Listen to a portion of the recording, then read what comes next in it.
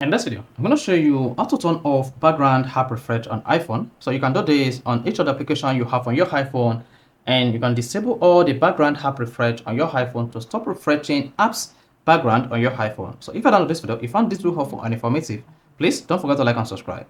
Now, when we want to turn off background app refresh on your iPhone, the first thing you want to do is decide whether you want to turn off all the background app refresh on all the entire application on your iPhone, or you want to only turn off app refresh on some selected apps. Now, to do this, go to your iPhone settings.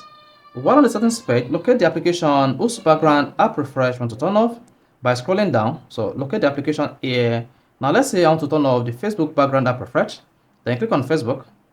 Once you selected that, you see the app refresh here. That's background app refresh. Turn this off. Then that's going to turn off the Facebook background app refresh only, while other application is going to be active. Now, to turn off background app refresh on all application on your iPhone, all you need to do is go to your iPhone settings. Once settings page, just scroll up a bit and click on General.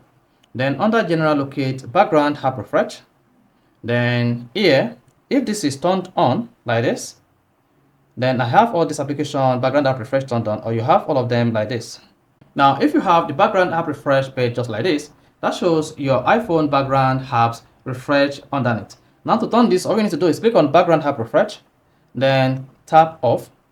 There you go. If you hit the back button, you discover that all apps on this page background app refresh is disabled, including individual application on your iPhone. So you can disable background app refresh on all application, or choose individual application to disable the background app refresh on your device. So if this is helpful and informative, please don't forget to like and subscribe.